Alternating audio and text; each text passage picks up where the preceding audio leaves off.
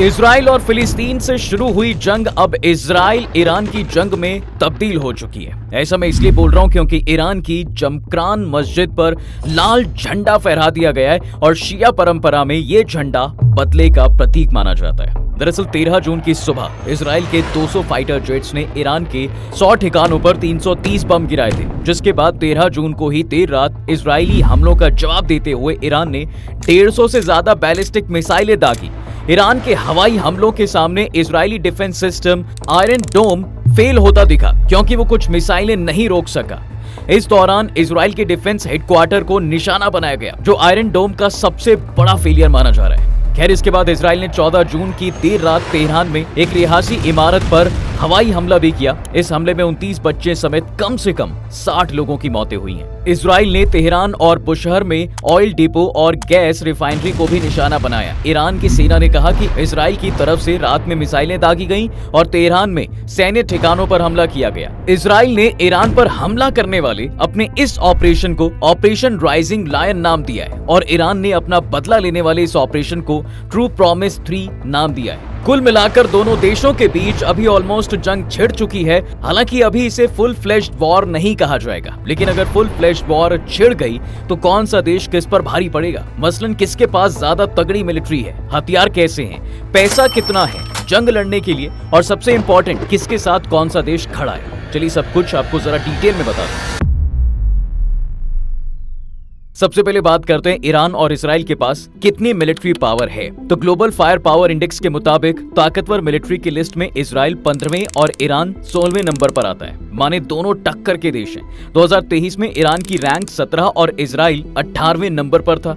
इस रैंकिंग में 60 अलग अलग पैरामीटर्स पर देशों की ताकत को परखा जाता है। अब पहले मिलिट्री को जरा डिटेल में समझ लेते हैं। देखिए, अगर हम एक्टिव मिलिट्री फोर्स से शुरुआत करें तो इसमें ईरान इजराइल से बहुत आगे है। जहां एक तरफ इजराइल के टोटल एक्टिव फोर्स सिर्फ 1,70,000 हैं, तो वहीं ईरान के पास एक्टिव 6,10,000 एक्टिव फोर्स हैं।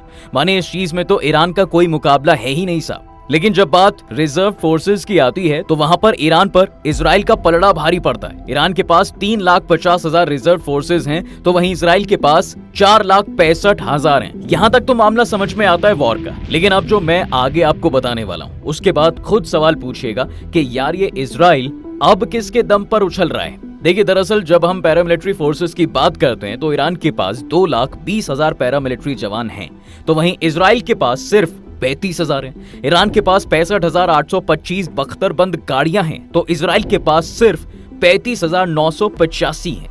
जहां ईरान के पास 1,713 टैंक्स हैं, तो वहीं जवाब में इजराइल के पास सिर्फ 1,300 टैंक्स हैं।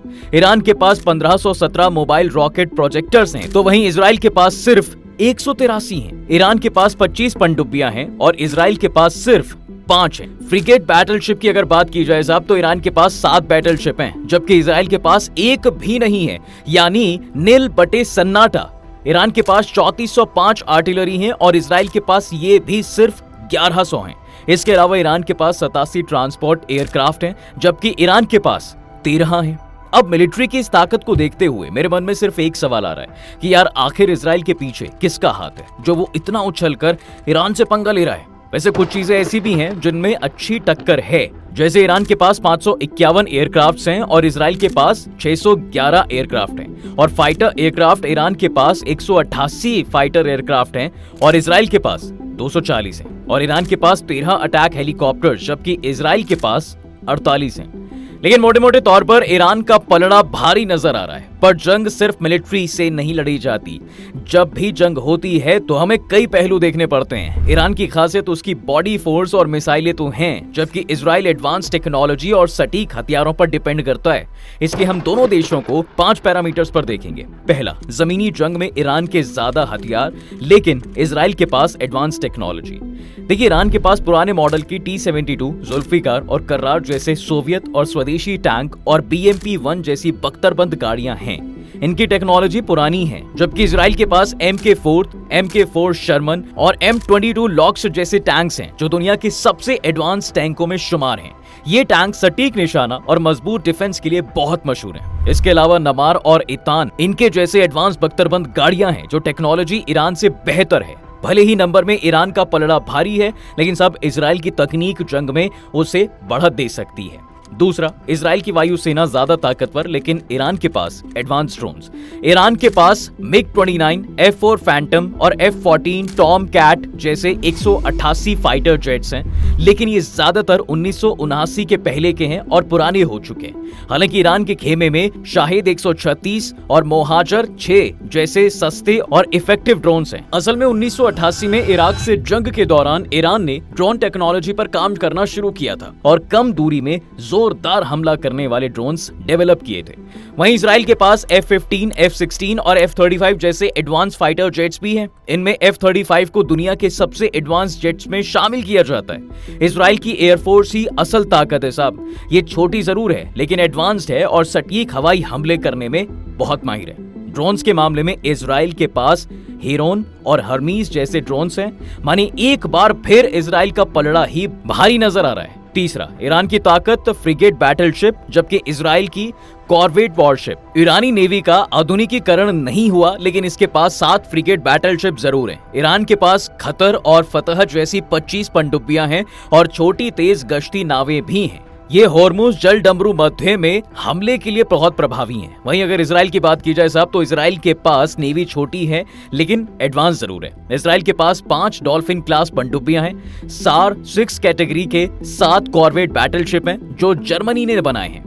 इजराइल की नेवी कुछ कॉर्वेट जहाजों से बनी है जो दुनिया के सबसे एडवांस जहाजों में से एक है। माने आप कह सकते हैं कि यहाँ पर मामला टक्कर का है। चौथा, इजराइल के पास दुनिया का सबसे सेफ डिफेंस सिस्टम। देखिए, इजराइल की जब भी बात होती है तो उसमें सबसे पहले बात आती है उसके डिफेंस सिस्टम की, क्योंकि उसके पास दुनिया का सबसे मजबूत डिफेंस सिस्टम आयरन डोम है। ये इजराइल की सेना की रीढ़ की हड्डी है। इसे Israeli firm Rafael advance defence system और इजराइल एरोस्पेस इंडस्ट्री ने बनाया है। ये 70 किलोमीटर रेंज में रॉकेट, मोटर और ड्रोनों को रोकता है। इसकी सक्सेस रेट 90% से ज्यादा है। इसके अलावा इजराइल के पास एरो सिस्टम है जो 2400 किलोमीटर तक की बैलिस्टिक मिसाइलों को रोक सकता है और हवा में ही बर्बाद कर सकता है। वहीं साहब, ईरान का एयर डिफेंस सिस्टम नंबर में बड़ा है लेकिन तकनीक में इजराइल से पीछे है। ये रूसी और स्वदेशी तकनीकों पर बेस्ड है। ईरान के पास S-300, बावर 373, खोरदाद 15 और 9D जैसे डिफेंस सिस्टम है जो मैक्सिमम 200 किलोमीटर की रेंज के हमले को रोक सकते हैं। हालांकि ये डिफेंस सिस्टम स्टेल्थ जेट्स को ट्रैक करने में बहुत कमजोर है। पांचवी, इजराइल के मुकाबले ईरान के पास 3 गुना ज्यादा मिसाइलें। ईरान के पास पश्चिम एशिया में 3000 से ज्यादा बैलिस्टिक मिसाइलों का सबसे बड़ा जखीरा है। ईरान के पास शहाब 3 और सजील 2 जैसी बैलिस्टिक मिसाइलें हैं जिनकी रेंज 2000 किलोमीटर की है। इसके अलावा फतह 1 हाइपरसोनिक बैलिस्टिक मिसाइल और इमाद 3 जैसी मिसाइलें भी हैं जो इजराइल पर बड़े हमले कर सकती है। इजराइल ने मिसाइलों से ज्यादा एयर डिफेंस सिस्टम को मजबूत करने की स्ट्रेटेजी अपनाई है। इजराइल के पास जेरिको 3, लोरा, रैम्पेज, रॉक्स और स्पाइस 2000 जैसी बैलिस्टिक मिसाइलें हैं जो 6500 किलोमीटर दूर तक दुश्मनों को निशाना बना सकती हैं। हालांकि एक बात जो इजराइल को तगड़ी बढ़त दिलाती है वो है उसका न्यूक्लियर पावर होना। इजराइल की न्यूक्लियर पॉलिसी के लिए न्यूक्लियर एम्बिग्विटी टर्म का इस्तेमाल किया जाता है, यानी वो साफ तौर से ये नहीं बताता कि उसके पास न्यूक्लियर हथियार है भी या नहीं। हालांकि Stockholm international peace research institute यानी कि सिप्री और फेडरेशन ऑफ अमेरिकन साइंटिस्ट यानी FAS की रिपोर्ट में दावा किया गया है कि इजराइल के पास 100 से 200 तक न्यूक्लियर हथियार हैं। दूसरी तरफ ईरान परमाणु बम बनाने के बहुत करीब है लेकिन अभी बना नहीं सका है। तो एक तरीके से कहा जा सकता है कि ईरान के पास नंबर बड़ा लेकिन इजराइल के हथियार ज्यादा एडवांस। तो ऐसे में अगर ईरान से इजराइल की दूरी 2100 किलोमीटर और बीच में कई अन्य देश, अगर जंग हुई तो कैसे होगी? देखिए, दोनों देशों के बीच जॉर्डन, इराक और सीरिया आते हैं। ऐसे में इस जंग में कई चीजें देखी जाएंगी। ऐसे में एक्सपर्ट्स का मानना है कि इस बात के चांसेस काफी कम है कि इजराइल ईरान से जमीनी लड़ाई लड़ेगा। इजराइल की ताकत उसकी एयरफोर्स और गाइडेड हथियार हैं, इसलिए उसके पास ईरान के अहम ठिकानों पर हवाई हमले करने की पूरी ताकत है। जैसे 12 जून को इजराइल ने ईरान के 4 एटॉमिक ठिकाने तबाह किए और 2 सैन्य अड्डे भी बर्बाद कर दिए। वहीं ईरान जमीनी हमला करने से पीछे नहीं हटेगा क्योंकि ईरान के पास ज्यादा बड़ी सेना और जमीनी हथियार है। इसके अलावा इजराइल 3 तरफ से अपने दुश्मन देशों से घिरा हुआ है जो इराक, जॉर्डन और सीरिया हैं। अगर जंग हुई तो ये तीनों देश ईरान का साथ देंगे। हालांकि इनमें जॉर्डन का रुख जरूर पलट सकता है, क्योंकि वो ईरान के शिया मुस्लिमों को समर्थन नहीं करना चाहता। बाकी दो देशों के जरिए ईरान की आर्मी इजराइल को घेर सकती है। लेकिन इजराइल की जीडीपी ईरान से करीब 2 गुनी है, जबकि प्रति व्यक्ति आय करीब 15 गुनी है। हालांकि ईरान का वैश्विक व्यापार इजराइल से करीब 3 गुना है, यानी कौन लड़ाई कितने दिन झेल सकता है ये भी मैटर करता है। अब आखिर में बात करते हैं साहब कि अगर जंग होती है तो कौन सा देश किसका साथ देगा, और सबसे इंपॉर्टेंट इंडिया कहां रहेगा। अगर जंग छिड़ी तो दुनिया का सबसे ताकतवर देश अमेरिका खुलकर इजराइल का सपोर्ट करेगा, जैसे कि करता भी आया है। अमेरिका ने गाजा में जंग के दौरान इजराइल को हथियार और पैसे दिए। यूके, फ्रांस और जर्मनी भी इजराइल की मदद ही करेंगे, क्योंकि पश्चिमी देश ईरान के न्यूक्लियर प्रोग्राम के खिलाफ हैं। आपको शायद थोड़ी हैरानी होगी, लेकिन मिडिल ईस्ट के मुस्लिम देश भी इजराइल का समर्थन करेंगे, जिसमें सऊदी अरब, यूएई, मिस्र, जॉर्डन और बहरीन जैसे देश शामिल हैं। ये सभी मुस्लिम देश शिया सुन्नी की लड़ाई की वजह से इजराइल का साथ देंगे। इजराइल की मदद करने में ऑस्ट्रेलिया और कनाडा भी पीछे नहीं हटेंगे। वहीं ईरान को चीन और रूस से सपोर्ट मिल सकता है, क्योंकि इन दोनों देशों की अमेरिका से ठनी रहती है। लेबनान खुलकर ईरान की मदद करेगा, क्योंकि वो हिजबुल्लाह को फाइनेंशियल और मिलिट्री एड देता है। हिजबुल्लाह इजराइल का सबसे बड़ा दुश्मन है। हूतियों की वजह से यमन भी ईरान के सपोर्ट में उतरेगा। इसके अलावा सीरिया, इराक और उत्तर कोरिया भी ईरान की मदद कर सकते हैं, जबकि इंडिया न्यूट्रल रहना ही पसंद करेगा। दरअसल भारत के इजराइल और ईरान दोनों से ही अच्छे रिश्ते हैं। ऐसे में भारत न्यूट्रल बयान जारी करेगा। हालांकि जब बाकी देश भी भारत और पाकिस्तान के तनाव के बीच न्यूट्रल बयान जारी करते हैं तो भारत के लिए दिक्कत खड़ी होती है। ऐसे में अगर इजराइल और ईरान के बीच जंग छिड़ी तो भारत के लिए कूटनीतिक तौर पर यह एक मुश्किल सिचुएशन हो जाएगी। बाकी आपको क्या लगता है कि क्या दोनों देशों के बीच एक फुल फ्लेज्ड वॉर हो सकती है? आप अपनी राय कमेंट्स में जरूर बताना।